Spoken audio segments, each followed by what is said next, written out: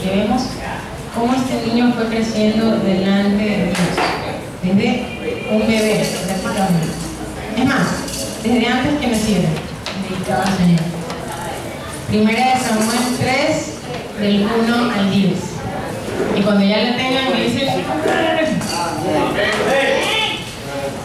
aquí adelante, ¿ya? ¿Todos? Ok, vamos a leerlo. Dice así: el joven Samuel ministraba a Jehová en presencia de Elí, y la palabra de Jehová escaseaba en aquellos días. No había visión con frecuencia. Y aconteció un día que, estando Elí acostado en su aposento, cuando sus ojos comenzaban a oscurecerse de modo que no podía ver, Samuel estaba durmiendo en el templo de Jehová, donde estaba el arca de Dios, y antes que la lámpara de Dios fuese apagada. Jehová llamó a Samuel, y él respondió: heme aquí. Y corriendo luego a Elí, dijo: heme aquí, ¿para qué me llamaste? Y Elí le dijo: yo no te he llamado, vuelve y acuéstate. Y él se volvió y se acostó. Y Jehová volvió a llamar otra vez a Samuel, y levantándose Samuel, vino a Elí y dijo: heme aquí, ¿para qué me has llamado? Y él le dijo: hijo mío, yo no te he llamado, vuelve y acuéstate. Y Samuel no había conocido aún a Jehová, es importante, ni la palabra de Jehová le había sido revelada. Jehová pues llamó la tercera vez a Samuel, y él se levantó y vino a Elí y dijo: heme aquí, ¿para qué me has llamado? Entonces entendió Elí que Jehová llamaba al joven. Y dijo Elí a Samuel: ve y acuéstate, y si te llamare dirás: habla Jehová, porque tu siervo oye. Así se fue Samuel y se acostó en su lugar. Y vino Jehová y se paró, y llamó como las otras veces: Samuel, Samuel. Entonces Samuel dijo: habla, porque tu siervo oye. Es importante destacar 3 puntos de esta enseñanza. Y la primera es, ¿quién me puede leer? ¿Quién era Elí? La segunda, ¿quién era Samuel? ¿Verdad? Él iba a hablar de Samuel. Y la tercera, ¿dónde dormía Samuel? En el templo del Señor, donde estaba el arca de Dios. Es importante eso. Ok, empezamos por Elí. ¿Quién era Elí? Elí era un sumo sacerdote. Él era el juez de Israel en ese tiempo. Ahora, él era proveniente de la familia de Itamar. Y lo más importante de todo es que era de la tribu de Leví.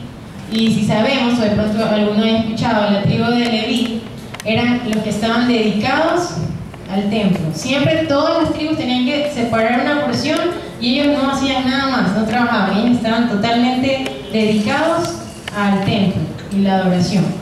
Entonces, vamos viendo que venía esto de familia, de generación tras generación, y es como que le tocaba a Elí ser el siguiente sumo sacerdote, y de hecho lo era. Ahora pongámosle pausa a la historia de Elí y regresemos con Samuel. Es más, nos vamos a 1 Samuel 1, del 1 al 11, para conocer un poco qué tenía de especial este niño. Y me dicen amén. ¡Qué rápido! Bueno, miraron unas cositas nada más. 1 Samuel 1, del 1 al 11. Y dice así la lectura: hubo un varón de Ramataim de Zofim, del monte de Efraín, que se llamaba Elcana, hijo de Jeroboam, hijo de Eliú, hijo de Tobú, hijo de Sub, efrateo. De ahí puede tomar nombre para sus hijos. Y tenía él 2 mujeres. El nombre de una era Ana y la otra Penina. Y Penina tenía hijos, mas Ana no los tenía. Y todos los años aquel varón subía de su ciudad para adorar y para ofrecer sacrificios a Jehová de los ejércitos en Silo, donde estaban 2 hijos de Elí, Ofni y Fines, sacerdotes de Jehová. Todos ellos eran sacerdotes. Y cuando llegaba el día en el que Elcana ofrecía sacrificio, daba a Penina su mujer a todos sus hijos y a todas sus hijas, a cada uno su parte. Pero a Ana daba una parte escogida porque amaba a Ana, aunque Jehová no le había concedido tener hijos. Y sus rivales, la irritaban, enojándola y entristeciéndola, porque Jehová no le había concedido tener hijos. Así hacía cada año cuando subía a la casa de Jehová, la irritaba así, por lo cual Ana lloraba y no comía. Y Elcana, su marido, le dijo: Ana, ¿por qué lloras? ¿Por qué no comes? ¿Y por qué está afligido tu corazón? ¿No te soy yo mejor que 10 hijos? Y se levantó Ana después que hubo comido y bebido en Silo, y mientras el sacerdote Elí estaba sentado en una silla junto a un pilar del templo de Jehová, Ella con amargura de alma oró a Jehová y lloró abundantemente. E hizo voto diciendo, esto es importante, Jehová de los ejércitos, si te dignares mirar a la aflicción de tu sierva y te acordares de mí, y no te olvidares de tu sierva, sino que dieres a tu sierva un hijo varón, yo lo dedicaré a Jehová todos los días de su vida y no pasará navaja por su cabeza. Entonces, ¿quiénes eran los padres de Samuel? ¿Alguien se acuerda? Elcana, que también era un sacerdote, y Ana, ¿verdad? Y Ana estaba afligida, ¿verdad? Ana no podía tener hijos, aunque su esposo la amaba. Y sí leyeron esa frase que él dijo, ¿no te soy yo mejor que 10 hijos? Yo no sé si una mujer se conformaría con ese tipo de preguntas, porque creo que el sueño de cada mujer es llegar algún día a tener hijos, ¿verdad? Sin embargo, él lo dijo. Ahora, ¿qué es un nazareo? Lo que Ana estaba haciendo aquí era un voto de nazareo, y los nazareos eran apartados, separados para Dios. No iba a pasar navaja por su cabeza, cabello largo.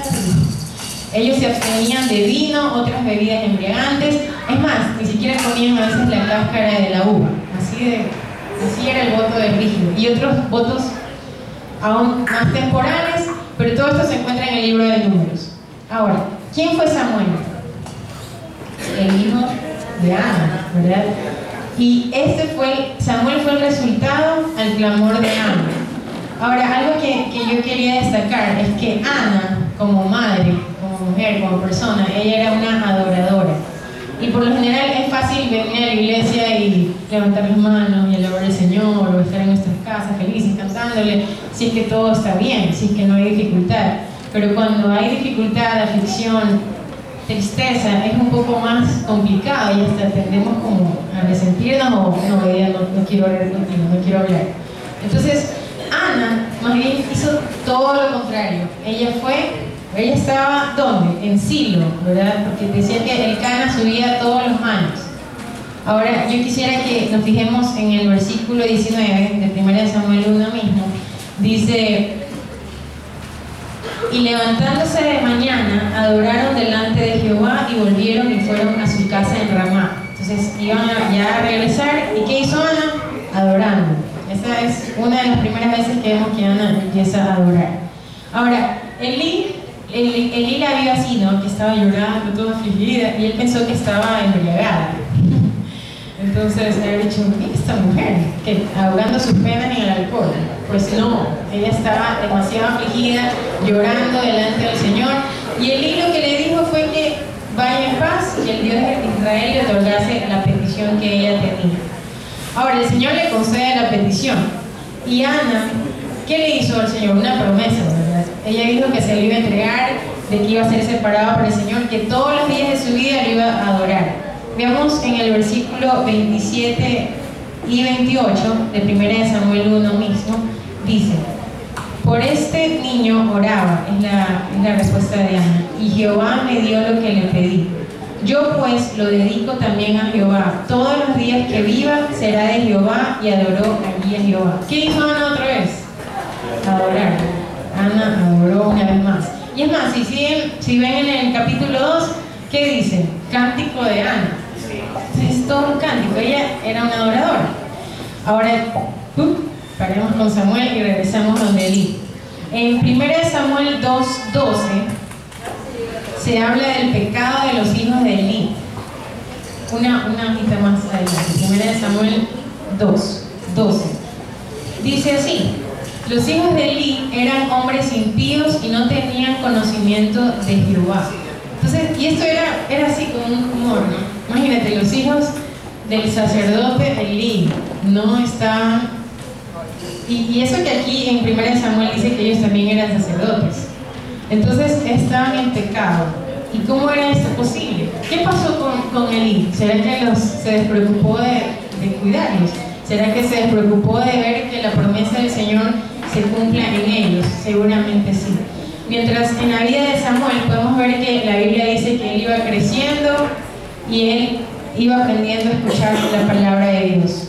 Ahora, Elí trató de reprenderlos y diciéndoles, ¿qué es esto que ustedes están haciendo? En el versículo 25 y 26, él dice, le dijo a sus hijos, si pecare el hombre contra el hombre, los jueces le juzgarán, mas si alguno pecare contra Jehová, ¿quién rogará por él?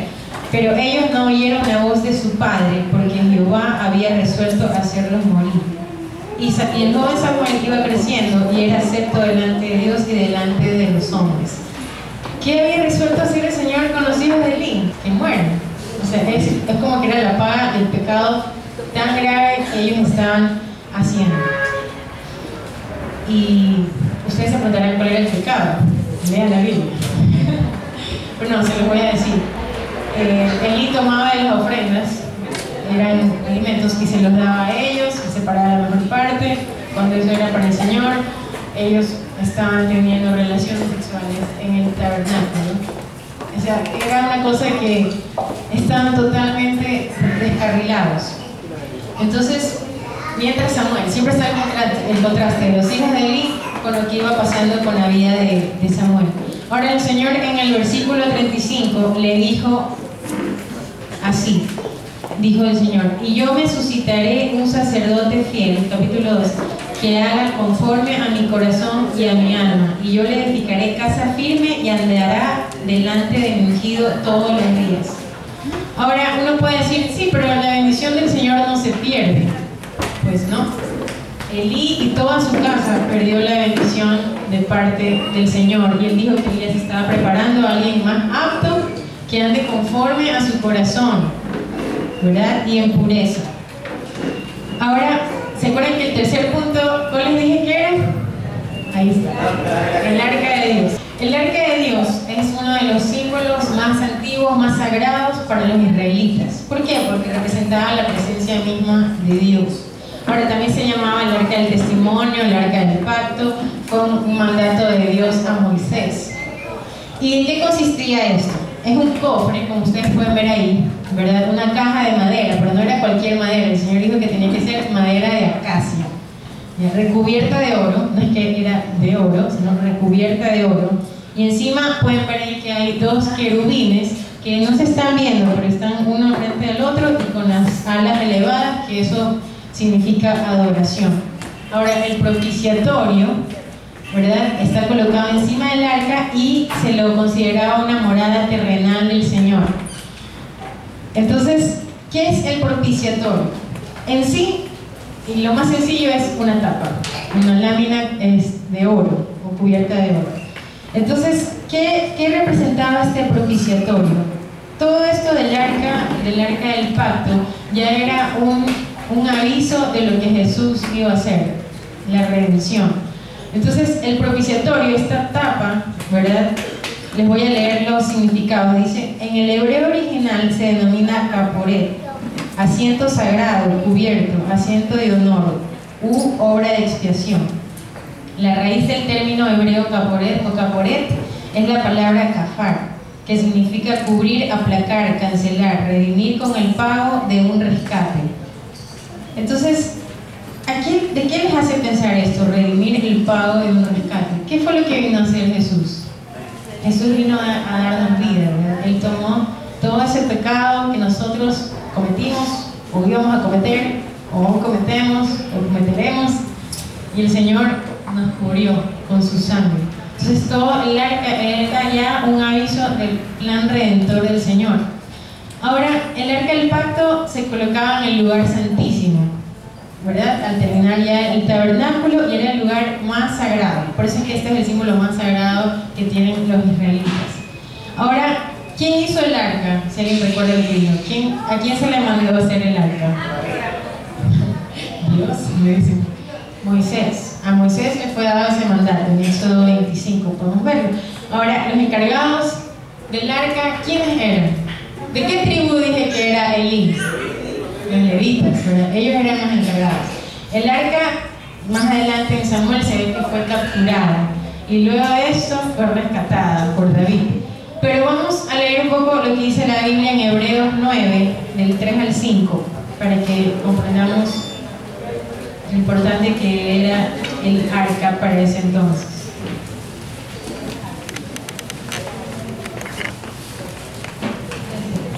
Tras el segundo velo estaba la parte del tabernáculo llamada el lugar santísimo, el cual tenía un incensario de oro y el arca del pacto, cubierta de oro por todas partes, en la que estaba una urna de oro que contenía el maná, la vara de Aarón que reverdeció y las tablas del pacto, es decir, los mandamientos, y sobre ella los querubines de gloria que cubrían el propiciatorio, de las cuales cosas no se puede ahora hablar en detalle.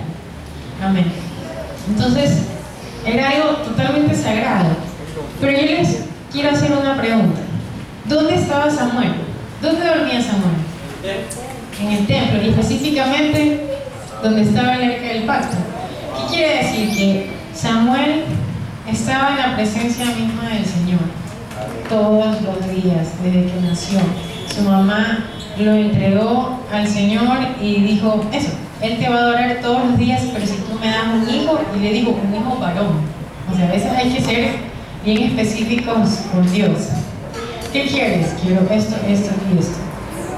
Y si va, y lo que sucede es que si es conforme al deseo del corazón de Dios, y para Él es bueno, agradable y perfecto, y es de bendición para tu vida, Él lo va a conceder, tal y como tú se lo has pedido. Entonces, sí, vemos que efectivamente Samuel estaba ahí, donde estaba el arca del pacto. Ahora, yo les pregunto a cada uno de ustedes, ¿alguna vez han sido llamados por el Señor? Así. Así.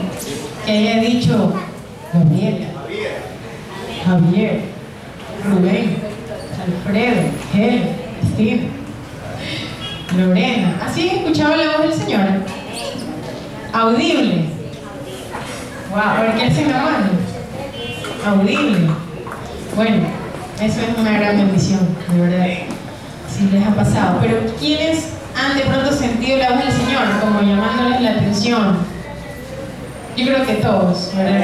Todos dentro de nosotros sabemos, como que sentimos ese llamado del Señor reprendiéndonos, o tal vez exhortándonos o consolándonos. Ahora, puede ser que no has escuchado la voz de Dios audible, o puede ser que digas, no, yo no sé ni cuándo me habla el Señor o cuándo es que tengo que hacer esto o no. Pero, ¿qué voz crees que es la más cercana a eso? Es la voz de los...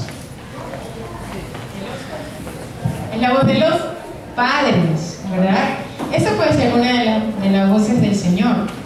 Y es más, vamos a ver lo que dice Éxodo 20:12. Y quiero que lo lea un niño, el niño que lo encuentre primero, que venga hasta acá. Éxodo 20:12.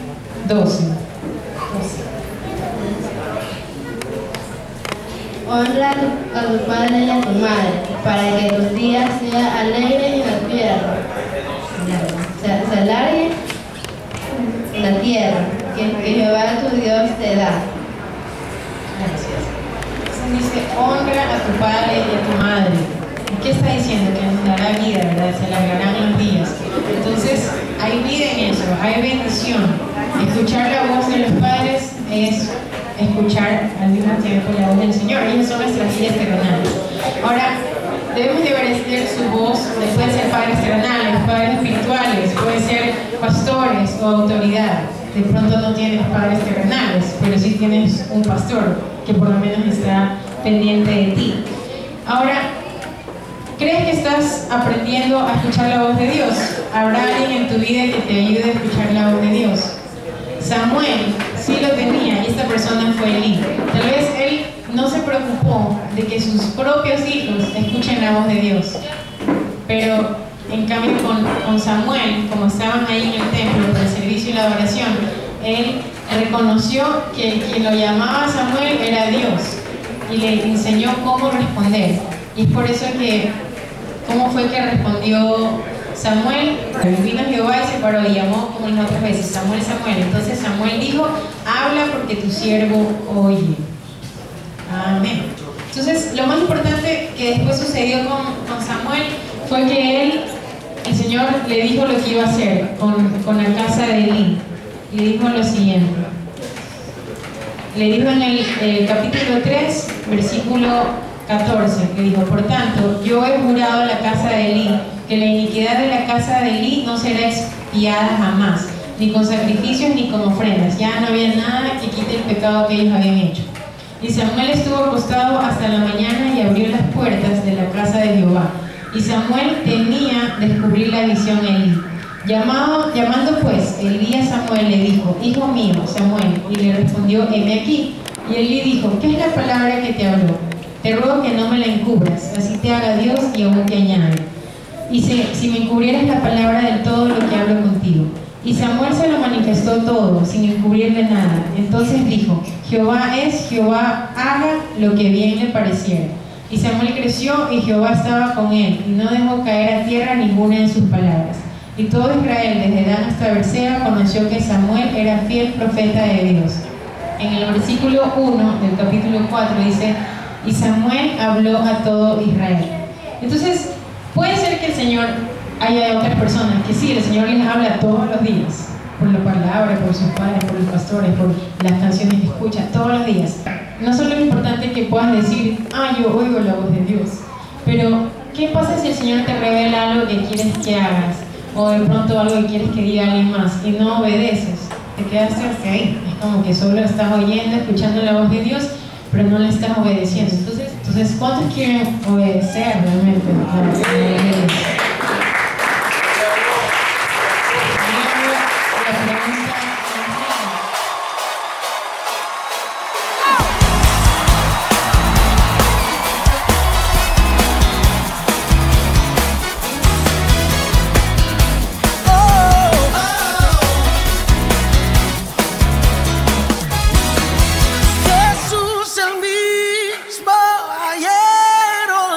Siempre.